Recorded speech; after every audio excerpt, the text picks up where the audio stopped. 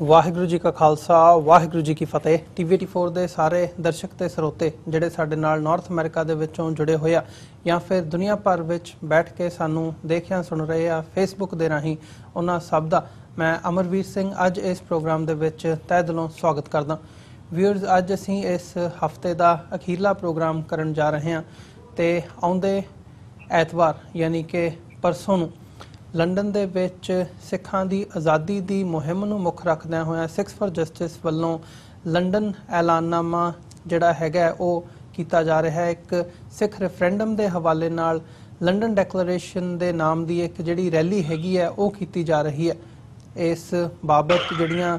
ਸੁਰਖੀਆਂ ਹੈਗੀਆਂ ਨੇ ਉਹ ਮੀਡੀਆ ਦੇ ਵਿੱਚ ਇਸ ਵਕਤ ਬਣੀਆਂ ਹੋਈਆਂ ਨੇ, ਜਿੱਥੋਂ ਭਾਰਤ ਸਰਕਾਰ ਵੱਲੋਂ ਇਹਦਾ ਸਖਤ ਵਿਰੋਧ ਕੀਤਾ ਜਾ ਰਿਹਾ ਹੈ। ਉੱਥੇ ਸਿੱਖਾਂ ਦੇ ਵਿੱਚ ਦੁਨੀਆ ਭਰ ਦੇ ਵਿੱਚ ਜਿਹੜੀਆਂ ਸਿੱਖ ਸੰਗਤਾਂ ਬੈਠੀਆਂ ਨੇ ਉਹ ਕਾਫੀ ਹੱਦ ਤੱਕ ਜਿਹੜੀਆਂ ਨੇ ਉਹਨਾਂ ਦੀਆਂ ਨਜ਼ਰਾਂ ਇਸ ਵਕਤ ਲੰਡਨ ਦੇ ਵੱਲ ਨੂੰ ਟਿਕੀਆਂ ਹੋਈਆਂ ਨੇ ਕਿ ਉੱਥੇ ਕਿੱਦਾਂ ਦਾ ਮਾਹੌਲ ਬਣਿਆ ਹੋਇਆ ਤੇ ਇਹ ਜਿਹੜੀ ਲੰਡਨ ਡੈਕਲੇਰੇਸ਼ਨ ਹੈਗੀ ਹੈ ਇਹਦੇ ਵਿੱਚੋਂ ਕੀ ਨਿਕਲ ਕੇ ਸਿੱਖਾਂ ਦੇ ਸਾਹਮਣੇ ਆਵੇਗਾ। ਸੋ ਇਸ ਬਾਬਤ ਅੱਜ ਅਸੀਂ ਵਿਚਾਰ ਚਰਚਾ ਕਰਾਂਗੇ ਕਿ ਲੰਡਨ ਦੇ ਵਿੱਚ, ਇੰਗਲੈਂਡ ਦੇ ਵਿੱਚ ਇਸ ਵਕਤ ਕਿੱਦਾਂ ਦਾ ਮਾਹੌਲ ਹੈਗਾ, ਕਿੱਥੋਂ ਕਿੱਥੋਂ ਸਿੱਖ ਸੰਗਤਾਂ ਉੱਥੇ ਆ ਰਹੀਆਂ ਨੇ, ਕਿਵੇਂ ਦਾ ਮਾਹੌਲ ਬਣਿਆ ਹੋਇਆ, ਸਿੱਖ ਜਥੇਬੰਦੀਆਂ ਦੀ ਜਿਹੜੀ ਆਪਸੀ ਕੜਵਾਹਟ ਹੈਗੀ ਹੈ ਉਹਦੇ ਤੇ ਵੀ ਗੱਲਬਾਤ ਕਰਾਂਗੇ ਤੇ ਨਾਲ ਹੀ ਭਾਰਤ ਸਰਕਾਰ ਦਾ ਜਿਹੜਾ ਵਿਰੋਧ ਹੈਗਾ ਇਹ ਸਾਰੇ ਇਸ਼ੂ ਦੇ ਉੱਪਰ ਗੱਲਬਾਤ ਕਰਨ ਦੇ ਲਈ ਲੰਡਨ ਤੋਂ ਸਾਡੇ ਨਾਲ ਇੱਥੋਂ ਅਮਰੀਕਾ ਦੇ ਵਿੱਚੋਂ ਜਿਹੜੀਆਂ ਸਿੱਖ ਸੰਗਤਾਂ ਗਈਆਂ ਨੇ ਜਾਂ ਜਿਹੜੇ ਪੰਥਕ ਨੁਮਾਇੰਦੇ ਉੱਥੇ ਪਹੁੰਚਿਆ ਉਹਨਾਂ ਦੇ ਵਿੱਚੋਂ ਇੱਕ ਈਸਟ ਕੋਸਟ ਸਿੱਖ ਕੋਆਰਡੀਨੇਸ਼ਨ ਕਮੇਟੀ ਦੇ ਕੋਆਰਡੀਨੇਟਰ ਸਰਦਾਰ ਹਿੰਮਤ ਸਿੰਘ ਵੀ ਨੇ ਜਿਹੜੇ ਕਿ ਇਸ ਵਕਤ ਲੰਡਨ ਦੇ ਵਿੱਚ ਮੌਜੂਦ ਨੇ ਤੇ ਸਾਡੇ ਨਾਲ ਉੱਥੋਂ ਫੋਨ ਲਾਈਨ ਤੇ ਜੁੜੇ ਨੇ। ਆਓ ਉਹਨਾਂ ਨਾਲ ਮਿਲ ਕੇ ਅੱਜ ਦੀ ਵਿਚਾਰ ਚਰਚਾ ਦੀ ਸ਼ੁਰੂਆਤ ਕਰਦੇ ਹਾਂ। ਹਾਂਜੀ ਹਿੰਮਤ ਸਿੰਘ ਜੀ, ਤੁਹਾਡਾ ਸਵਾਗਤ ਹੈ ਜੀ ਪ੍ਰੋਗਰਾਮ ਦੇ ਵਿੱਚ। ਵਾਹਿਗੁਰੂ ਜੀ ਕਾ ਖਾਲਸਾ ਵਾਹਿਗੁਰੂ ਜੀ ਕੀ ਫਤਿਹ। ਹਾਂਜੀ ਭਾਈ ਅਮਰਦੀਪ ਸਿੰਘ ਜੀ, ਇਸ ਵੇਲੇ TV84 ਨੂੰ ਦੇਖ ਰਹੇ ਸਮੂਹ ਦਰਸ਼ਕਾਂ ਨੂੰ, ਸਰੋਤਿਆਂ ਨੂੰ ਤੇ ਤੁਹਾਨੂੰ, ਤੁਹਾਡੀ ਟੀਮ ਨੂੰ ਵਾਹਿਗੁਰੂ ਜੀ ਕਾ ਖਾਲਸਾ ਵਾਹਿਗੁਰੂ ਜੀ ਕੀ ਫਤਿਹ ਜੀ। ਹਿੰਮਤ ਸਿੰਘ ਜੀ, ਸ਼ੁਰੂਆਤ ਕਰੀਏ ਸਭ ਤੋਂ ਪਹਿਲਾਂ ਤਾਂ ਜਿਵੇਂ ਇਸ ਤੁਸੀਂ ਲੰਡਨ ਗਏ ਹੋ ਤਾਂ ਕਿਵੇਂ ਦਾ ਮਾਹੌਲ, ਕਿਵੇਂ ਦਾ ਬਣਿਆ ਹੋਇਆ ਉੱਥੇ, ਕਿੱਥੋਂ ਕਿੱਥੋਂ ਸਿੱਖ ਸੰਗਤਾਂ ਵੱਲੋਂ ਸ਼ਮੂਲੀਅਤ ਕੀਤੀ ਜਾ ਰਹੀ ਹੈ ਤੇ ਆਪਸੀ ਜਿਹੜੀਆਂ, ਜਿਵੇਂ ਮੈਂ ਗੱਲ ਕੀਤੀ ਹੈ ਕਿ ਜਥੇਬੰਦੀਆਂ ਦੇ ਵਿੱਚ ਜਿਹੜੀ ਆਪਸੀ ਇੱਕ ਕੜਵਾਹਟ ਦਾ ਮਾਹੌਲ ਵੀ ਪਿਛਲੇ ਦਿਨੀ ਸਾਨੂੰ ਦੇਖਣ ਨੂੰ ਮਿਲਿਆ ਪ੍ਰੈਸ ਰਿਲੀਜ਼ ਦੇ ਰੂਪ ਦੇ ਵਿੱਚ ਸਿੱਖ ਫੈਡਰੇਸ਼ਨ UK ਵੱਲੋਂ ਵੀ ਜਿਹੜੀ ਉਹ ਕੀਤੀ ਗਈ ਹੈ, ਤੇ ਓਵਰਆਲ ਕਿਵੇਂ ਦਾ ਮਾਹੌਲ ਬਣਿਆ ਹੋਇਆ? ਦੇਖੋ ਇਸ ਵੇਲੇ ਅਮਰਦੀਪ ਸਿੰਘ ਜੀ, ਗੱਲ ਇਹ ਆ ਕਿ ਜੋ UK ਦੇ ਵਿੱਚ ਮਾਹੌਲ ਆ ਨਾ, ਐਵਰੀ ਫਲੈਟ ਜਿਹੜੀ ਆ ਦੁਨੀਆ ਦੀਆਂ ਅਲੱਗ-ਅਲੱਗ ਕੰਟਰੀਆਂ ਤੋਂ UK ਦੇ ਵਿੱਚ ਜਿਹੜੀਆਂ ਆ ਰਹੀਆਂ ਏਅਰਪੋਰਟਾਂ ਦੇ, ਉਹਦੇ ਵਿੱਚ ਜਿਹੜੇ ਸਿੰਘ ਜਿਹੜਾ ਆਵਰ ਬਾਈ ਆਵਰ ਪਹੁੰਚ ਰਹੀਆਂ ਸੰਗਤਾਂ ਬਹੁਤ ਵੱਡੀ ਤਾਦਾਦ ਦੇ ਵਿੱਚ, ਜਿਹੜੇ ਪ੍ਰਬੰਧਕਾਂ ਦੇ ਵੱਲੋਂ ਇੱਥੇ ਹੋਟਲ ਬੁੱਕ ਕੀਤੇ ਹੋਏ ਸੀਗੇ ਉਹਨਾਂ ਦੇ ਵਿੱਚ ਇਸ ਤਰੀਕੇ ਨਾਲ ਚਹਿਲ ਪਹਿਲ ਜਿਹੜੀ ਸੰਗਤਾਂ ਦੀ ਲੱਗੀ ਹੋਈ ਆ। ਸਾਡੀਆਂ ਜਿਹੜੀਆਂ ਸਿੰਘ ਸਿੰਘਣੀਆਂ ਇੱਥੇ ਪਹੁੰਚ ਰਹੇ ਅਲੱਗ-ਅਲੱਗ ਕੰਟਰੀਆਂ ਤੋਂ, ਵੀ ਦੇਖ ਕੇ ਇੱਕ ਤਰ੍ਹਾਂ ਦਾ ਐਸਾ ਖੁਸ਼ੀ ਮਨ ਨੂੰ ਮਹਿਸੂਸ ਹੋਈ ਕਿ ਵਾਕਈ ਜਿਹੜਾ ਪੰਥ ਉਹ ਆਪਣੀ ਮੁਲਕ ਨੂੰ ਆਜ਼ਾਦ ਕਰਾਉਣ ਵਾਸਤੇ ਜਿਹਦੇ ਉੱਤੇ ਭਾਰਤ ਨੇ ਕਬਜ਼ਾ ਕੀਤਾ ਪੰਜਾਬ ਤੇ, ਉਹਨਾਂ ਦੇ ਵਿੱਚ ਉਤਸ਼ਾਹ ਆ। ਸੋ ਇਸ ਵੇਲੇ ਅਸੀਂ ਜਿਵੇਂ ਅਖੰਡ ਪਾਠ ਸਾਹਿਬ ਦੀ ਗੱਲ ਆਰੰਭ ਕਰਾਏ ਗਏ ਆ, ਲੰਡਨ ਐਲਾਨਨਾਮੇ ਨੂੰ ਸਫਲਤਾ ਮਿਲਣ ਵਾਸਤੇ ਗੁਰੂ ਸਾਹਿਬ ਦੇ ਪਾਸ ਅਰਦਾਸ ਕਰਕੇ ਆਰੰਭ ਕਰਾਏ ਗਏ। ਸਵੇਰੇ ਅਖੰਡ ਪਾਠ ਸਾਹਿਬ ਦੇ ਭੋਗ ਵੀ ਪੈਣੇ ਆ, ਸੋ ਕਮੈਂਟਰੀ ਗੁਰਦੁਆਰਾ ਸਾਹਿਬ ਵਿਖੇ। ਸੋ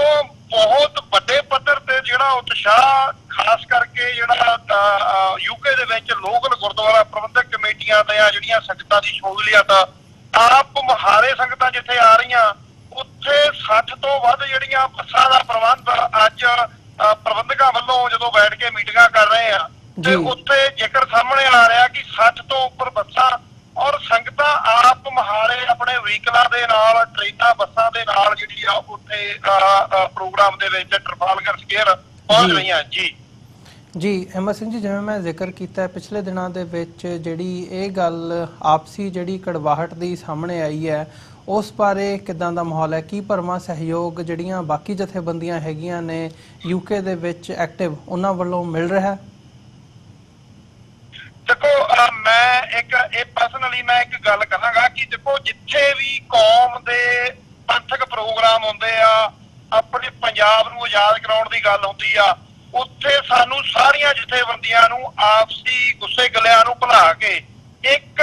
ਝੰਡੇ ਕੇਸਰੀ ਨਿਸ਼ਾਨ ਸਾਹਿਬ ਥੱਲੇ ਇਕੱਠੇ ਹੋ ਕੇ ਸਾਨੂੰ ਚੱਲਣਾ ਚਾਹੀਦਾ। ਸੋ ਕੁਝ ਚੀਜ਼ਾਂ ਜਿਹੜੀਆਂ ਹੈਗੀਆਂ, ਜਿਹੜੇ ਐਸੇ ਲੋਕ ਆ ਨਾ ਜਿਹੜੇ ਹਮੇਸ਼ਾ ਮੀਡੀਆ ਦੇ ਵਿੱਚ ਚਰਚਾ ਦਾ ਵਿਸ਼ਾ ਬਣਦੇ ਆ, ਸੋ ਉਹਨਾਂ ਨੂੰ ਖਾਸ ਕਰਕੇ ਜਿਹੜਾ ਭਾਰਤੀ ਬਕਾਊ ਮੀਡੀਆ ਉਹਨਾਂ ਨੂੰ ਪਿਕਅਪ ਕਰਕੇ ਉਹਨਾਂ ਦੀਆਂ ਜਿਹੜੀਆਂ ਇੰਟਰਵਿਊ ਜਾਂ ਉਹਨਾਂ ਦੀਆਂ ਵਾਇਸ ਲੈ ਕੇ ਉਹ ਇੱਕ ਤਰ੍ਹਾਂ ਦਾ ਇਹ ਮਾਹੌਲ ਬਣਾਉਣ ਦੀ ਕੋਸ਼ਿਸ਼ ਕਰ ਰਹੇ ਆ ਕਿ ਇਹਦਾ ਜਿਹੜਾ ਪੰਥ ਦੇ ਵਿੱਚ ਵਿਰੋਧ ਆ। ਪੰਥ ਦੇ ਵਿੱਚ ਬਿਲਕੁਲ ਵਿਰੋਧ ਨਹੀਂ ਆ। ਜਿਹੜਾ ਆਮ ਸਿੱਖ ਆ, ਨਿਊਟਰਲ ਸਿੱਖ ਆ, ਉਹਨਾਂ ਦੇ ਵਿੱਚ ਇਹ ਇੱਕ ਖੁਸ਼ੀ ਆ ਕਿ ਜੇ ਅਸੀਂ ਆਪਣੇ ਪੰਜਾਬ ਨੂੰ ਆਜ਼ਾਦ ਕਰਾਉਣਾ, ਜੋ ਪੰਜਾਬ ਦੇ ਮਸਲੇ ਆ, ਕਿਸਾਨੀ ਦੇ ਮਸਲੇ ਆ, ਪਾਣੀਆਂ ਦੇ ਮਸਲੇ ਆ, ਸਾਡੇ ਨੌਜਵਾਨਾਂ ਨੂੰ ਡਰੱਗ ਦੇ ਵਿੱਚ ਉਹ ਲਾ ਰਹੀ ਆ ਜਿਹੜੀ ਭਾਰਤੀ ਸਰਕਾਰ, ਭਾਰਤੀ ਏਜੰਸੀਆਂ, ਸਿਸਟਮ ਨੇ ਜੋ ਹਾਲਾਤ ਪੰਜਾਬ ਦੇ ਔਰ ਸਾਡੀ ਕੌਮ ਦੇ ਬਣਾਏ ਹੋਏ ਆ। ਸੋ ਆਜ਼ਾਦੀ ਹੀ ਹੱਲ ਆ। ਜਿਹੜੇ ਆਮ ਸਿੱਖ ਸੰਗਤਾਂ ਆ ਉਹ ਜਥੇਬੰਦੀਆਂ, ਧੜੇਬੰਦੀਆਂ, ਗਰੁੱਪਬਾਜ਼ੀਆਂ ਤੋਂ ਉੱਤੇ ਉੱਠ ਕੇ ਅੱਜ ਅਸੀਂ ਜਦੋਂ ਮਾਹੌਲ ਦੇਖਦੇ, ਭਾਵੇਂ ਜਥੇਬੰਦੀਆਂ ਦੇ ਮੋਹਤਵਰ ਲੀਡਰ ਜਿਹੜੇ ਆ ਉਹਨਾਂ ਦੇ ਵਿੱਚ ਦਿਲਾਂ ਦੇ ਵਿੱਚ ਮਨਮੁਟਾਵ ਹੋ ਸਕਦੇ, ਪਰ ਜਿਹੜੀਆਂ ਸਿੱਖ ਸੰਗਤਾਂ ਆ, ਜਿਹੜੇ ਨਿਊਟਰਲ ਸਿੱਖ ਆ, ਉਹ ਆਪ ਮੁਹਾਰੇ ਉਹਨਾਂ ਦੇ ਵਿੱਚ ਚਾਅ ਆ, ਉਤਸ਼ਾਹ ਆ ਕਿ ਇਸ ਕਦਰ ਜਿਹੜੀ ਸਿੱਖ ਫॉर ਜਸਟਿਸ ਨਾਂ ਦੀ ਸੰਸਥਾ ਵੱਲੋਂ ਵਰਲਡ ਲੈਵਲ ਤੇ ਆਜ਼ਾਦੀ ਕਿਵੇਂ ਮਿਲਣੀ ਆ, ਉਹਦਾ ਰੋਡ ਮੈਪ ਜਿਹੜਾ ਦਿੱਤਾ ਗਿਆ ਕੌਮ ਨੂੰ ਵੀ ਭਾਈ ਆਹ ਹੱਲ ਆ, ਰੈਫਰੈਂਡਮ ਦੇ ਨਾਲ ਜਿਹੜਾ ਆ ਉਹ ਹੱਲ ਹੋਣੇ ਆ। ਉਸ ਚੀਜ਼ ਨੂੰ ਦੱਸਣ ਵਾਸਤੇ ਰੈਫਰੈਂਡਮ 2020 ਦੀ ਜਿਹੜਾ ਐਲਾਨਨਾਮਾ ਆ 12 ਅਗਸਤ ਨੂੰ ਟਰਫਾਲਗਰ ਸਕੁਅਰ ਹੋ ਰਿਹਾ, ਉਹ ਸਾਰੀ ਵਿਉਂਤਬੰਦੀ ਬਣਾਈ ਜਾ ਰਹੀ ਆ। ਸੋ ਜਿਹੜੀਆਂ ਚੀਜ਼ਾਂ ਇਹ ਕੁਝ ਸਾਡੇ ਇੱਕ ਦੋ ਭਰਾ ਜਿਹੜੇ ਆ ਉਹ ਨਾਰਾਜ਼ਗੀਆਂ ਪ੍ਰਗਟ ਕਰ ਰਹੇ ਆ, ਮੈਂ ਉਹਨਾਂ ਨੂੰ ਬੇਨਤੀ ਵੀ ਕਰਾਂਗਾ, ਦੇਖੋ ਇਹ ਜਿਹੜਾ ਸਮਾਂ ਆ ਇਕੱਤਰ ਹੋ ਕੇ ਇੱਕ ਕੇਸਰੀ ਨਿਸ਼ਾਨ ਸਾਹਿਬ ਥੱਲੇ ਇੱਕ ਪਲੇਟਫਾਰਮ ਦੇ ਉੱਤੇ ਔਰ ਸਾਨੂੰ ਇੱਕ ਇੱਕ ਕਦਮ ਮਿਲਾ ਕੇ ਜਿਹੜੀ ਇਹ ਕੌਮ ਦੀ ਆਜ਼ਾਦੀ ਵੱਲ ਨੂੰ ਵਧਾਉਣਾ ਚਾਹੀਦਾ। ਇਹ ਗੁੱਸੇ ਗਿਲੇ ਭੁਲਾਣੇ ਚਾਹੀਦੇ ਆ। ਤੁਹਾਨੂੰ ਜਿਹੜੀਆਂ ਭਾਰਤੀ ਏਜੰਸੀਆਂ, ਭਾਰਤੀ ਮੀਡੀਆ ਉਹ ਵਰਤ ਰਿਹਾ ਆ, ਤੁਸੀਂ ਬਚ ਕੇ ਚੱਲ ਰਹਿਣਾ ਆ ਔਰ ਕੌਮ ਦੀ ਆਜ਼ਾਦੀ ਦੀ ਵਾਸਤੇ ਜਿਹੜੀ ਸਾਨੂੰ ਇਕੱਠੇ ਇਕਜੁੱਟਤਾ ਹੋ ਕੇ ਜਿਹੜਾ ਉਹ ਤੁਰਨਾ ਪਏਗਾ। ਜੀ ਹਿੰਮਤ ਸਿੰਘ ਜੀ, ਜਿਵੇਂ ਅਸੀਂ ਆਪਸੀ ਮਨਮੁਟਾਵ ਦੀ ਗੱਲ ਵੀ ਕੀਤੀ ਹੈ ਤੇ ਭਾਰਤ ਵੱਲੋਂ ਜਿਹੜਾ ਇਹਦਾ ਸਖਤ ਵਿਰੋਧ ਕੀਤਾ ਗਿਆ, ਉਹਨਾਂ ਨੇ ਡੀਮਾਰਸ਼ੇ ਵੀ ਇਹਦੇ ਤੇ ਇਸ਼ੂ ਕੀਤੇ ਆ, ਡਾਇਰੈਕਟਲੀ ਅਪਰੋਚ ਕੀਤੀ ਹੈ ਲੰਡਨ ਸਰਕਾਰ ਨੂੰ ਕਿ ਇਸ ਨੂੰ ਬੰਦ ਕੀਤਾ ਜਾਵੇ। ਇਹ ਜਿਹੜੀ ਇਵੈਂਟ ਹੋਣ ਜਾ ਰਹੀ ਹੈ ਇਹ ਭਾਰਤ ਵਿਰੋਧੀ ਹੈ, ਸਾਡੀ ਜਿਹੜੀ ਆਈਡੈਂਟੀਟੀ ਹੈਗੀ ਹੈ, ਸਾਡੀ ਜਿਹੜੀ ਆਜ਼ਾਦੀ ਹੈਗੀ ਹੈ, ਸਾਡੀ ਹੋਂਦ ਦੇ ਉੱਪਰ ਇਹ ਸਵਾਲੀਆ ਚਿੰਨ੍ਹ ਲਾਉਂਦੀ ਹੈ, ਇਸ ਲਈ ਇਹਨੂੰ ਨਾ ਹੋਣ ਦਿੱਤਾ ਜਾਵੇ। ਪਰ ਜਿਹੜਾ ਬਰਤਾਨੀਆ ਸਰਕਾਰ ਦਾ ਰਵੱਈਆ ਹੈਗਾ, ਉਹਨਾਂ ਨੇ ਇਸ ਗੱਲ ਤੋਂ ਮਨਾਹੀ ਕੀਤੀ ਹੈ ਤੇ ਇਸ ਤੋਂ ਬਾਅਦ ਹੁਣ ਅਸੀਂ ਅੱਜ ਦੀ ਜਿਹੜੀ ਲੇਟੈਸਟ ਉਹ ਹੈਗੀ ਹੈ ਦੇਖਦੇ ਹਾਂ ਕਿ ਦਿੱਲੀ ਦੇ ਵਿੱਚ ਜਿਹੜੀ ਇੰਗਲੈਂਡ ਦੀ ਐਮਬੈਸੀ ਹੈਗੀ ਆ ਉਹਦੇ ਬਾਹਰ ਇੱਕ ਪ੍ਰੋਟੈਸਟ ਉਲੀਕਿਆ ਗਿਆ ਐਂਟੀ ਟੈਰਰਿਜ਼ਮ ਫਰੰਟ ਦੇ ਨਾਂ ਥੱਲੇ ਮਨਜਿੰਦਰ ਬਿੱਟਾ ਹੋਰਾਂ ਵੱਲੋਂ। ਸੋ ਉਹਨਾਂ ਵੱਲੋਂ ਵੀ ਜਿਹੜਾ ਹੈਗਾ ਇੱਕ ਪ੍ਰੈਸ਼ਰਾਈਜ਼ ਕਰਨ ਦੀ ਕੋਸ਼ਿਸ਼ ਕੀਤੀ ਜਾ ਰਹੀ ਹੈ ਹਰ ਲੈਵਲ ਤੇ, ਜਿੱਥੇ ਡਿਪਲੋਮੈਟਿਕ ਚੈਨਲਸ ਦੇ ਥਰੂ ਹੈਗਾ ਉੱਥੇ ਪਬਲਿਕਲੀ ਮੀਡੀਆ ਨੂੰ ਵੀ ਕਾਫੀ ਹੱਦ ਤੱਕ ਜਿਹੜਾ ਹੈਗਾ ਉਹ ਵਰਤਿਆ ਜਾ ਰਿਹਾ ਹੈ। ਸੋ ਇੰਜ ਜਾਪ ਰਿਹਾ ਹੈ ਜਿਵੇਂ ਭਾਰਤੀ ਜਿਹੜਾ ਮੀਡੀਆ ਹੈਗਾ ਉਹ ਇਸ ਵਕਤ ਆਪਣੇ ਆਜ਼ਾਦੀ ਦਿਵਸ 15 ਅਗਸਤ ਨਾਲੋਂ ਜ਼ਿਆਦਾ ਜਿਹੜਾ ਗੱਲਬਾਤ ਕਰ ਰਿਹਾ ਹੈ ਜਾਂ ਜਿਸ ਤੇ ਵਿਚਾਰ ਚਰਚਾ ਕਰ ਰਿਹਾ ਹੈ ਉਹ 12 ਅਗਸਤ ਤੇ ਹੈ 15 ਅਗਸਤ ਦੀ ਥਾਂ ਤੇ। ਸੋ ਇਹਦਾ ਜਿਹੜਾ ਰਿਐਕਸ਼ਨ ਹੈਗਾ ਉਹ ਕੀ ਦੇਖਣ ਨੂੰ ਮਿਲ ਰਿਹਾ ਹੈ ਇੱਥੇ ਇੰਗਲੈਂਡ ਦੇ ਵਿੱਚ? ਦੇਖੋ, ਇੰਗਲੈਂਡ ਦੇ ਵਿੱਚ ਮੈਂ ਬੇਨਤੀ ਕਰਦਾ ਕਿ ਬਿਲਕੁਲ ਬੜੇ ਚਾਅ ਦੇ ਨਾਲ, ਬੜੇ ਉਤਸ਼ਾਹ ਦੇ ਨਾਲ ਇਸ ਪ੍ਰੋਗਰਾਮ ਦੇ ਵਾਸਤੇ ਜਿਹੜੀਆਂ ਸੰਗਤਾਂ ਪੂਰੀ ਡੈਡੀਕੇਟ ਹੋ ਕੇ ਤਿਆਰ ਬੈਠੀਆਂ ਆ। ਔਰ ਇਸ ਵੇਲੇ ਜੋ ਭਾਰਤ ਵਿੱਚ ਆ, ਜਿਵੇਂ ਤੁਸੀਂ ਸਵਾਲ ਕੀਤਾ ਆ ਕਿ ਬਖਲਾਹਟ ਜਿਹੜੀ ਭਾਰਤੀ ਮੀਡੀਆ ਦੀ ਜਿੱਥੇ ਆ, ਉੱਥੇ ਭਾਰਤੀ ਸਰਕਾਰ ਦੀ, ਭਾਰਤੀ ਏਜੰਸੀਆਂ ਦੀ, ਜਿਹਦੇ ਵਿੱਚ ਸਾਈਕਲ ਚੋਰ ਜਿਹੜਾ ਬਿੱਟਾ ਆ ਜਿਵੇਂ ਉਹ ਪ੍ਰੋਟੈਸਟ ਕਰਦਾ ਆ ਜਿਹੜੀ ਯੂਕੇ ਐਮਬੈਸੀ ਦੇ ਅੱਗੇ ਜਾ ਕੇ। ਦੇਖੋ, ਜਿਹੜੀਆਂ ਇਹ ਆਜ਼ਾਦ ਕੰਟਰੀਆਂ ਦੇ ਵਿੱਚ ਅਸੀਂ ਰਹਿੰਦੇ ਹੋਏ, ਚਾਹੇ ਉਹ ਅਮਰੀਕਾ ਦੀ ਪਾਵਰ ਦੁਨੀਆ ਦੀ ਹੋਵੇ ਅਮਰੀਕਾ, ਚਾਹੇ ਯੂਕੇ ਸਰਕਾਰ ਹੋਵੇ, ਜਿਵੇਂ ਇਹਨਾਂ ਨੇ ਮੰਗ ਪੱਤਰ ਜਿਹੜੀ ਭਾਰਤੀ ਜਿਹੜੀ ਮਿਨਿਸਟਰੀ ਆਫ ਅਫੇਅਰ ਭਾਰਤੀ ਸਰਕਾਰ ਵੱਲੋਂ ਯੂਕੇ ਐਮਬੈਸੀ ਨੂੰ ਸਰਕਾਰ ਨੂੰ ਦਿੱਤਾ ਗਿਆ ਇਸ ਪ੍ਰੋਗਰਾਮ ਨੂੰ ਰੋਕਣ ਵਾਸਤੇ। ਇਹ ਕੰਟਰੀਆਂ ਹਮੇਸ਼ਾ ਜਿਹੜੇ ਪੀਸਫੁਲੀ ਪ੍ਰੋਗਰਾਮ ਹੁੰਦੇ ਆ ਕਾਨੂੰਨ ਦੇ ਦਾਇਰੇ ਵਿੱਚ ਰਹਿ ਕੇ, ਉਹਨਾਂ ਨੂੰ ਕਦੇ ਵੀ ਇਹ ਰੋਕ ਨਹੀਂ ਸਕਦੇ ਕਿਉਂਕਿ ਕਾਨੂੰਨ ਦੇ ਦਾਇਰੇ ਵਿੱਚ ਰਹਿ ਕੇ ਪ੍ਰੋਗਰਾਮ ਹੋ ਰਹੇ ਆ। ਸਿੱਖ ਫॉर ਜਸਟਿਸ ਨਾਂ ਦੀ ਜਥੇਬੰਦੀ ਵੱਲੋਂ ਕੌਮ ਵੱਲੋਂ ਜਿਹੜਾ ਸਾਂਝੇ ਤੌਰ ਤੇ ਤੀਰ ਛੱਡਿਆ ਗਿਆ ਆ ਐਲਾਨਨਾਮੇ ਦਾ, ਇਹ ਭਾਰਤ ਦੀ ਬਿਨ ਜਾ ਕੇ ਛਾਤੀ ਦੇ ਵਿਚਾਲੇ ਲੱਗਿਆ ਜਿਹੜੀ ਬਖਲਾਹਟ ਆ। ਸੋ ਇਸ ਕਰਕੇ ਸਾਨੂੰ ਇਹ ਭੁੱਲਣਾ ਨਹੀਂ ਚਾਹੀਦਾ। ਇਹ ਚੀਜ਼ ਜਿਹੜੀ ਆ ਖਾਸ ਕਰਕੇ ਸਾਡੀਆਂ ਸਿੱਖ ਜਥੇਬੰਦੀਆਂ ਨੂੰ, ਕੌਮ ਨੂੰ ਸਮਝਣ ਦੀ ਲੋੜ ਵੀ ਆ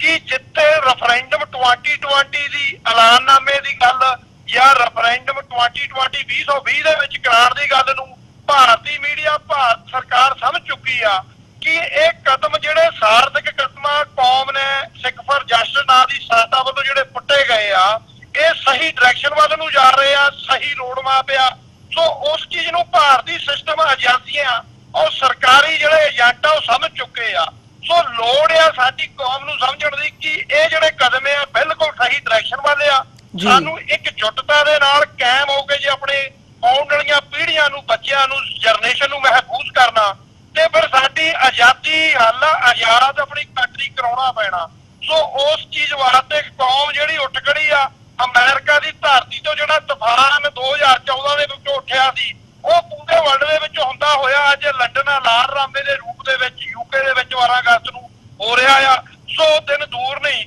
ਜੇ ਆਪਾਂ ਇਕਜੁੱਟਤਾ ਦੇ ਨਾਲ ਤੁਰਾਂਗੇ ਤੇ ਅਸੀਂ ਉਹ ਦਿਨ ਦੂਰ ਨਹੀਂ ਜਦੋਂ ਆਪਣੇ ਪੰਜਾਬ ਨੂੰ ਭਾਰਤੀ ਕਬਜ਼ੇ ਚੋਂ ਆਜ਼ਾਦ ਕਰਾਵਾਂਗੇ। ਜੀ ਹਿੰਮਤ ਸਿੰਘ ਜੀ, ਇਸੇ ਦੇ ਨਾਲ ਜਿਹੜਾ ਇੱਕ ਹੋਰ ਪਰਸਨਲ ਅਟੈਕ ਜਿਹਨੂੰ ਕਿਹਾ ਜਾ ਸਕਦਾ ਹੈ ਕਿ ਪਰਮਜੀਤ ਸਿੰਘ ਪੰਮਾ ਦੇ ਉੱਪਰ ਉਹਨਾਂ ਨੂੰ ਅੱਤਵਾਦੀ ਗਰਦਾਨ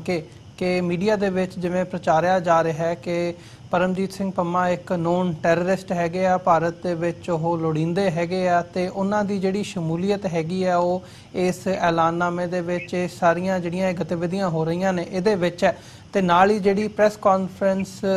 ਬਾਕੀ ਜਿਹੜੇ ਕਸ਼ਮੀਰੀ ਲੀਡਰ ਸੀਗੇ, ਕਸ਼ਮੀਰੀ ਆਜ਼ਾਦੀ ਪਸੰਦ ਆਗੂ ਜਿਹੜੇ ਲੰਡਨ ਦੇ ਵਿੱਚ ਮੌਜੂਦ ਨੇ ਪਿਛਲੇ ਦਿਨੀ, ਉਹਨਾਂ ਦੇ ਨਾਲ ਕੀਤੀ ਹੈ, ਉਹਦੇ ਵਿੱਚ ਉਹਨਾਂ ਦੀ ਉੱਥੇ ਜਿਹੜੀ ਸ਼ਮੂਲੀਅਤ ਹੋਣੀ ਹੈ ਮੀਡੀਆ ਦੇ ਵਿੱਚ, ਉਹਦੇ ਤੇ ਵੀ ਕਾਫੀ ਵੱਡੇ ਜਿਹੜੇ ਸਵਾਲੀਆ ਨਿਸ਼ਾਨ ਨੇ ਉਹ ਲਾਏ ਜਾ ਰਹੇ ਨੇ। ਸੋ ਉਹਦੇ ਬਾਰੇ ਕੀ ਕਹਿਣਾ ਚਾਹੋਗੇ? ਦੇਖੋ, ਉਹਦੇ ਬਾਰੇ ਮੈਂ ਗੱਲ ਕਹਿਣਾ, ਜਿਹੜਾ ਭਾਰਤੀ ਏਜੰਸੀਆਂ ਨੇ, ਭਾਰਤੀ ਸਰਕਾਰ ਨੇ ਹਮੇਸ਼ਾ ਜਿਹੜਾ ਸਾਡਾ ਸਿੱਖ ਨੌਜਵਾਨਾਂ ਦਾ ਜਿਹੜਾ ਅਕਸ ਵਿਗਾੜਨ ਦੀ ਕੋਸ਼ਿਸ਼ ਕੀਤੀ ਆ ਕਿ ਇਹ ਟੈਰਰਿਸਟ ਨੇ, ਇਹ ਗਲਤ ਗਤੀਵਿਧੀਆਂ ਕਰਦੇ ਆ। ਮੈਂ ਉਹਨਾਂ ਸਰਕਾਰਾਂ ਨੂੰ ਇਹ ਪੁੱਛਣਾ ਚਾਹੁੰਦਾ ਆ ਕਿ ਸਾਡੇ ਜਿਹੜੇ ਸਿੱਖ ਨੌਜਵਾਨ ਆ ਵਿਦੇਸ਼ਾਂ ਦੇ ਵਿੱਚ ਕਿਰਤ ਕਮਾਈਆਂ ਕਰਕੇ ਆਪਣੇ ਪਰਿਵਾਰਾਂ ਨੂੰ ਰੋਜੀ ਰੋਟੀ ਪਾਲ ਰਹੇ ਆ, ਜਿਨ੍ਹਾਂ ਨੂੰ ਤੁਸੀਂ ਮਜਬੂਰ ਕੀਤਾ ਉਹ ਸਾਡੀ ਹੋਮਲੈਂਡ ਪੰਜਾਬ ਨੂੰ ਛੱਡਣ ਵਾਸਤੇ। ਸੋ ਅੱਜ ਜਦੋਂ ਸਾਡੇ ਨੌਜਵਾਨਾਂ ਨੂੰ ਫੜ ਕੇ ਪੰਜਾਬ ਲਿਜਾਣ ਦੀ ਕੋਸ਼ਿਸ਼ ਕਰਦੇ ਆ ਔਰ ਝੂਠੇ ਕੇਸ ਪਾ ਕੇ ਲੰਬੇ ਸਮੇਂ ਲਈ ਜੇਲ੍ਹਾਂ 'ਚ ਬੰਦ ਕਰ ਦਿੰਦੇ ਆ, ਤੇ ਮੈਂ ਨਰਿੰਦਰ ਮੋਦੀ ਨੂੰ ਔਰ ਭਾਰਤੀ ਏਜੰਸੀਆਂ ਨੂੰ ਪੁੱਛਣਾ ਚਾਹੁੰਦਾ, ਤੁਹਾਡੇ ਉਹ ਕਾਲੇ ਕਾਨੂੰਨ ਕਿੱਥੇ ਚਲੇ ਜਾਂਦੇ ਆ ਜਦੋਂ ਤੁਹਾਡੇ ਇੱਥੋਂ ਭਾਰਤ ਵਿੱਚੋਂ ਲਲਿਤ ਮੋਦੀ ਵਰਗੇ, ਵਿਜੇ ਮਾਲੀਆ ਵਰਗੇ ਹਜ਼ਾਰਾਂ ਕਰੋੜਾਂ ਅਰਬਾਂ ਰੁਪਈਆਂ ਦਾ ਗਮਨ ਕਰਕੇ, ਘੁਟਾਲੇ ਕਰਕੇ ਇੰਗਲੈਂਡ ਦੀ ਧਰਤੀ ਤੇ ਬੈਠੇ ਆ, ਤੇ ਤੁਹਾਡੇ ਉਹ ਕਾਨੂੰਨ ਫਿਰ ਕਿੱਥੇ ਚਲੇ ਜਾਂਦੇ ਆ? ਤੁਸੀਂ ਸਾਡੇ ਭਾਈ ਪਰਮਜੀਤ ਸਿੰਘ ਪੰਮਾ ਨੂੰ ਤਾਂ ਝੂਠੇ ਕੇਸਾਂ ਵਿੱਚ ਵਧਾਉਣ ਵਾਸਤੇ ਪੁਰਤਗਾਲ ਦੀਆਂ ਗਵਰਨਮੈਂਟਾਂ ਕੋਲ ਲਿਲੜੀਆਂ ਕੱਢਦੇ ਫਿਰਦੇ ਆ, ਤੇ ਤੁਹਾਡੇ ਆਪਣੇ ਜਿਹੜੇ ਉੱਥੇ ਬ੍ਰਾਹਮਣ, ਜਿਹੜੇ ਬ੍ਰਾਹਮਣਵਾਦ ਦੇ ਚੁੰਗਲ ਦੇ ਵਿੱਚੋਂ ਨਿਕਲ ਕੇ ਜਿਹੜੇ ਤੁਹਾਡੇ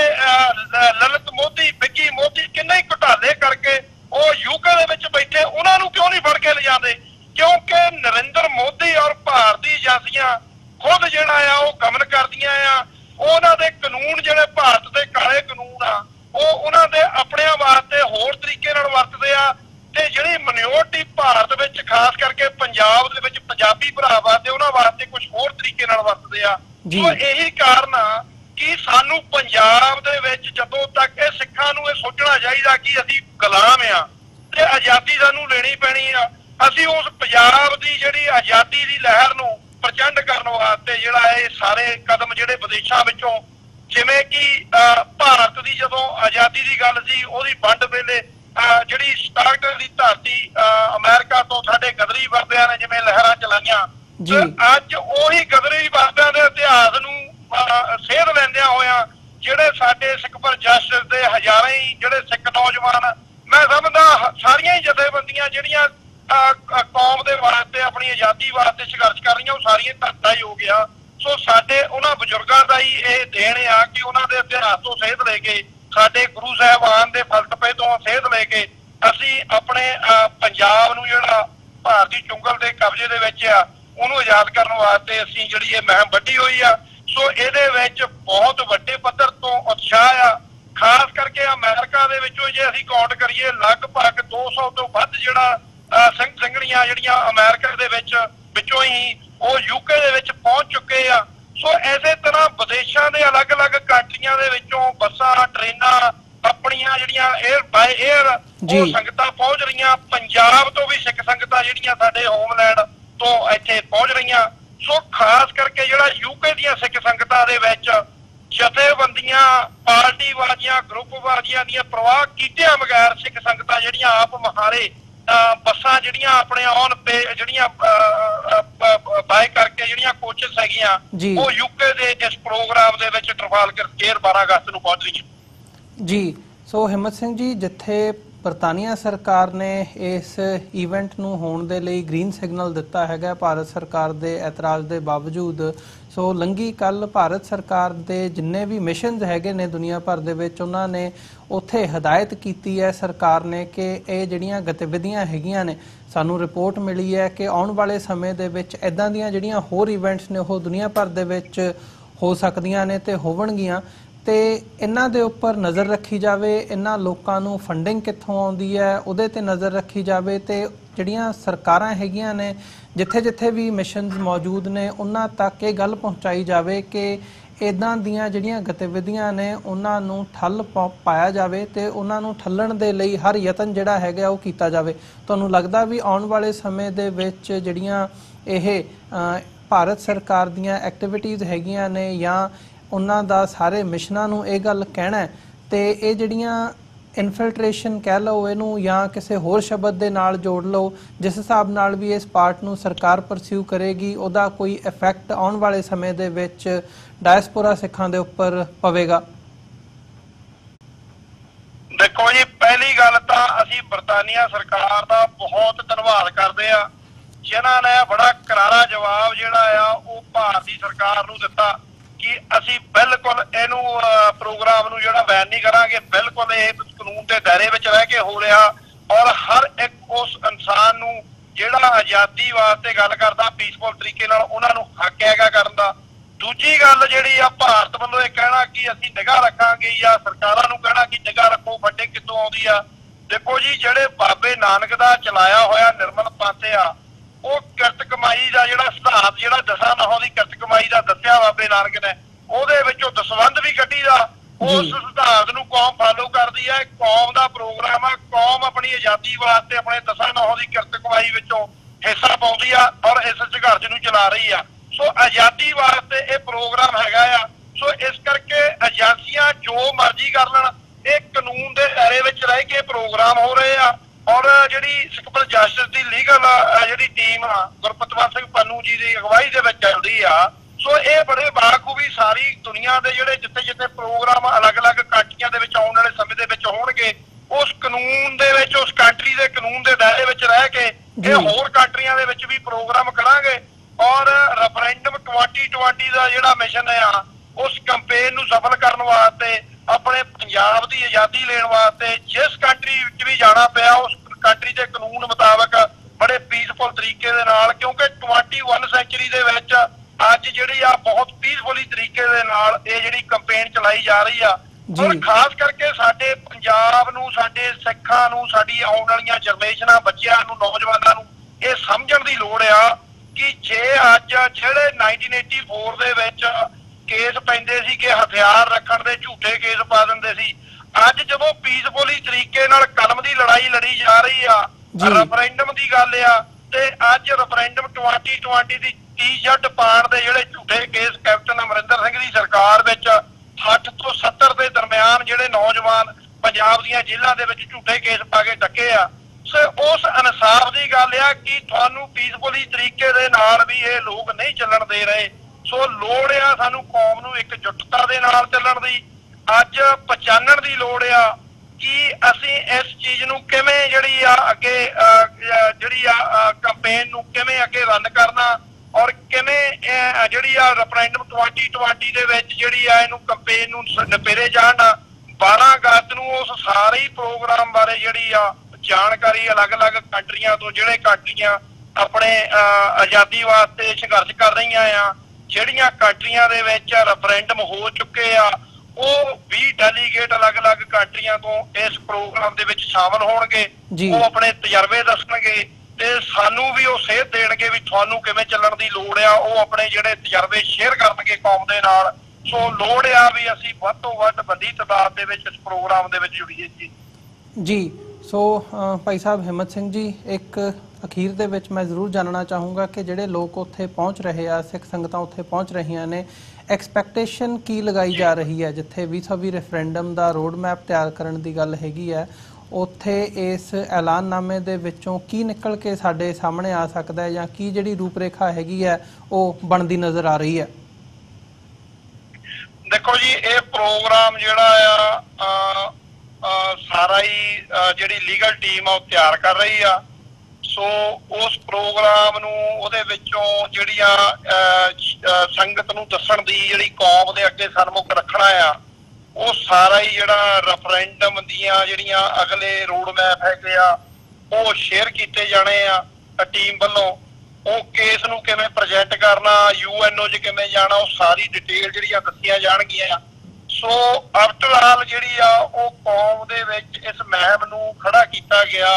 ਕਿ ਆਜ਼ਾਦੀ ਹੀ ਹੱਲ ਆ, ਆਜ਼ਾਦੀ ਮਿਲਣੀ ਕਿਵੇਂ ਆ, ਕਿਸ ਵੇ ਦੇ ਪਾਸੇ ਜਾਣਾ। ਪਹਿਲਾਂ ਅੱਜ ਸਾਨੂੰ 35 ਸਾਲ ਹੋ ਗਿਆ 1984 ਦਾ ਜਿਹੜਾ ਭਾਰਤੀ ਸਰਕਾਰ ਨੇ ਅਟੈਕ ਕੀਤਾ ਸੀ। ਅੱਜ ਤੱਕ ਕੌਮ ਦੇ ਅੱਗੇ ਕਦੇ ਰੋਡ ਮੈਪ ਨਹੀਂ ਆਇਆ। ਸੰਘਰਸ਼ ਭਾਵੇਂ ਕਿ ਸਾਰੀਆਂ ਜਥੇਬੰਦੀਆਂ ਧਾਰਨਾਯੋਗ ਆ ਜਿਨ੍ਹਾਂ ਨੇ ਸੰਘਰਸ਼ ਨੂੰ ਜਿਉਂਦਾ ਰੱਖਿਆ, ਆਪਣਾ ਰੋਲ ਅਦਾ ਕੀਤਾ।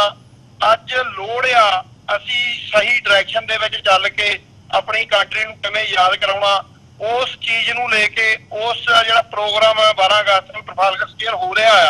ਆ, ਉਹਦੇ ਵਿੱਚ ਸਾਰੀ ਜਾਣਕਾਰੀ ਉਹ ਜਿਹੜੀ ਲੀਗਲ ਟੀਮ ਵੱਲੋਂ ਦਿੱਤੀ ਜਾਏਗੀ ਜੀ। ਸੋ ਇਹ ਜਿਹੜਾ ਜੀ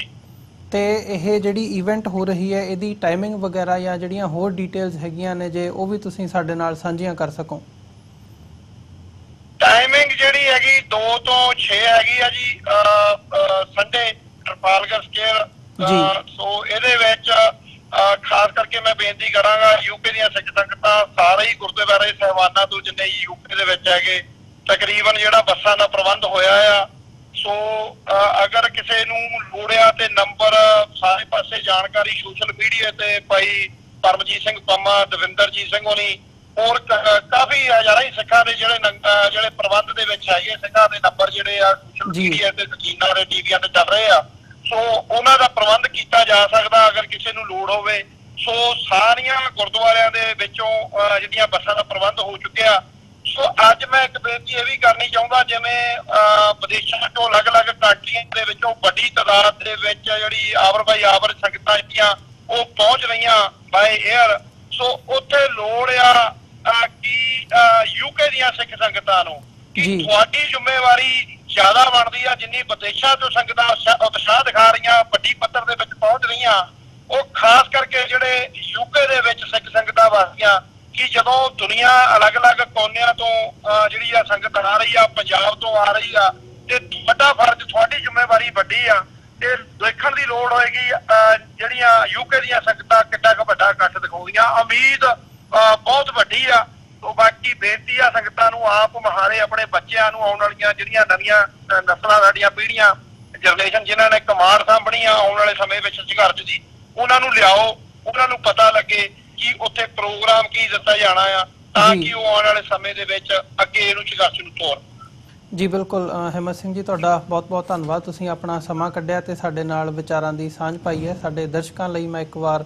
ਦੁਬਾਰਾ ਰਿਪੀਟ ਕਰ ਦਿਆਂ ਕਿ ਪਰਸੋਂ ਨੂੰ ਜਿਹੜੀ ਇਹ ਇਵੈਂਟ ਲੰਡਨ ਦੇ ਵਿੱਚ ਲੰਡਨ ਐਲਾਨਨਾਮਾ 12 ਅਗਸਤ ਨੂੰ ਐਤਵਾਰ ਨੂੰ ਹੋਣ ਜਾ ਰਹੀ ਹੈ। ਇਹਦੀ ਟਾਈਮਿੰਗ 2 ਵਜੇ ਤੋਂ 6 ਵਜੇ ਤੱਕ ਜਿਵੇਂ ਹਿੰਮਤ ਸਿੰਘ ਹੋਰਾਂ ਨੇ ਦੱਸੀ ਹੈ। ਤੇ ਇੱਕ ਗੱਲ ਮੈਂ ਇਹਦੇ 'ਚ ਐਡ ਆਨ ਕਰ ਦਿਆਂ ਕਿ TV84 ਵੱਲੋਂ ਇਹ ਜਿਹੜੀ ਸਾਰਾ ਪ੍ਰੋਗਰਾਮ ਹੋਊਗਾ ਇਹ ਲਾਈਵ ਦਿਖਾਇਆ ਜਾਊਗਾ TV ਚੈਨਲ ਦੇ ਉੱਪਰ, ਜਿਹੜਾ ਤੁਸੀਂ ਵੱਖੋ ਵੱਖਰੇ ਗੈਜਟਸ ਦੇ ਰਾਹੀਂ ਨਾਰਥ ਅਮਰੀਕਾ ਦੇ ਵਿੱਚ ਤੇ ਫੇਸਬੁੱਕ ਰਾਹੀਂ ਦੁਨੀਆ ਭਰ ਦੇ ਵਿੱਚ ਤੁਸੀਂ ਦੇਖ ਸਕੋਗੇ। ਸੋ ਜਦੋਂ 2 ਵਜੇ ਇਹ ਲੰਡਨ ਟਾਈਮ ਦੇ ਮੁਤਾਬਕ, ਇੱਥੇ ਨਿਊਯਾਰਕ ਦੇ ਟਾਈਮ ਦੇ ਮੁਤਾਬਕ, ਈਸਟਰਨ ਟਾਈਮ ਦੇ ਮੁਤਾਬਕ ਇੱਥੇ ਸਵੇਰੇ 9 ਵਜੇ ਹੋਣਗੇ ਤੇ ਉਧਰ ਕੈਲੀਫੋਰਨੀਆ ਸਾਈਡ ਤੇ ਸਵੇਰੇ 6 ਵਜੇ ਹੋਣਗੇ। ਸੋ ਇਹਨਾਂ ਸਮਿਆਂ ਤੇ ਤੁਸੀਂ ਇਸ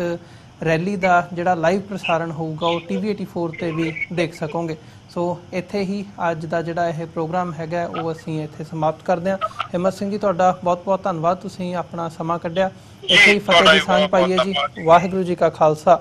ਵਾਹਿਗੁਰੂ ਜੀ ਕੀ ਫਤਿਹ ਜੀ। ਵਿਊਅਰਸ, ਉਮੀਦ ਕਰਦੇ ਹਾਂ ਕਿ ਜਿਹੜੀ ਅੱਜ ਦੀ ਸਾਡੀ ਗੱਲਬਾਤ ਸੀ ਸਿੱਖ ਕੋਆਰਡੀਨੇਸ਼ਨ ਕਮੇਟੀ ਈਸਟ ਕੋਸਟ ਦੇ ਕੋਆਰਡੀਨੇਟਰ ਸਰਦਾਰ ਹਿੰਮਤ ਸਿੰਘ ਹੋਰਾਂ ਦੇ ਨਾਲ, ਜਿਹੜੇ ਕਿ ਇਹ ਲੰਡਨ ਐਲਾਨਨਾਮੇ ਦੇ ਹਵਾਲੇ ਨਾਲ ਜਿਹੜੀ ਇਵੈਂਟ, ਜਿਹੜੀ ਰੈਲੀ ਲੰਡਨ ਦੇ ਵਿੱਚ ਟ੍ਰਫਾਲਗਰ ਸਕੁਆਇਰ ਦੇ ਵਿੱਚ ਹੋਣੀ ਹੈ, ਉਹਨੂੰ ਅਟੈਂਡ ਕਰਨ ਦੇ ਲਈ ਉੱਥੇ ਪਹੁੰਚੇ ਹੋਏ ਆ। ਇਸ ਬਾਬਤ ਗੱਲਬਾਤ ਤੁਹਾਨੂੰ ਜ਼ਰੂਰ ਪਸੰਦ ਆਈ ਹੋਵੇਗੀ। ਸੋ ਜਾਂਦੇ ਜਾਂਦੇ ਤੁਹਾਡੇ ਚਰਨਾਂ ਦੇ ਵਿੱਚ ਬੇਨਤੀ ਕਰਦੇ ਹਾਂ, TV84 ਨੂੰ ਅੱਗੇ ਵਧਾਉਣ ਦੇ ਲਈ ਸਾਨੂੰ ਤੁਹਾਡੀ ਸਹਾਇਤਾ ਦੀ ਲੋੜ ਹੈ। TV84 ਨੂੰ ਡੋਨੇਟ ਕਰਨ ਦੇ ਲਈ ਤੁਸੀਂ ਸਾਡੀ ਵੈਬਸਾਈਟ www.tv84.tv ਤੇ ਜਾ ਕੇ ਸਾਨੂੰ ਡੋਨੇਟ ਕਰ ਸਕਦੇ ਹੋ ਤੇ ਮੰਥਲੀ ਡੋਨੇਸ਼ਨ ਦੇ ਲਈ ਪਲੇਜ ਕਰ ਸਕਦੇ ਹੋ। ਜੇ ਚੈੱਕ ਰਾਹੀਂ ਡੋਨੇਸ਼ਨਸ ਭੇਜਣੀਆਂ ਚਾਹੁੰਦੇ ਹੋ ਤਾਂ TV84 ਦੇ ਨਾਮ ਦਾ ਚੈੱਕ ਬਣਾ ਕੇ ਤੁਸੀਂ ਸਾਨੂੰ ਸਾਡੇ ਐਡਰੈਸ ਤੇ ਮੇਲ ਕਰ ਸਕਦੇ ਹੋ। 3601 37th ਐਵੇਨਿਊ, ਲੌਂਗ ਆਈਲੈਂਡ ਸਿਟੀ, ਨਿਊਯਾਰਕ 11101। ਵੈਬਸਾਈਟ ਇੱਕ ਵਾਰ ਫਿਰ ਰਿਪੀਟ ਕਰਦੇ ਹਾਂ, www.tv84.tv। ਇਸੇ ਦੇ ਨਾਲ ਵਿਊਅਰਸ ਅਸੀਂ ਅੱਜ ਦੇ ਪ੍ਰੋਗਰਾਮ ਦੇ ਵਿੱਚ ਤੁਹਾਡੇ ਕੋਲੋਂ ਇੱਥੇ ਹੀ ਇਜਾਜ਼ਤ ਚਾਹਾਂਗੇ। ਕੱਲ ਨੂੰ ਦੁਬਾਰਾ ਤੁਹਾਡੇ ਨਾਲ ਮੰਡੇ ਨੂੰ ਅਗਲੇ ਹਫਤੇ ਤੁਹਾਡੇ ਨਾਲ ਦੁਬਾਰਾ ਫਿਰ ਮੁਲਾਕਾਤ ਹੋਵੇਗੀ। ਤਦ ਤੱਕ ਲਈ ਇਜਾਜ਼ਤ ਦਿਓ ਜੀ। ਵਾਹਿਗੁਰੂ ਜੀ ਕਾ ਖਾਲਸਾ, ਵਾਹਿਗੁਰੂ ਜੀ ਕੀ ਫਤਿਹ।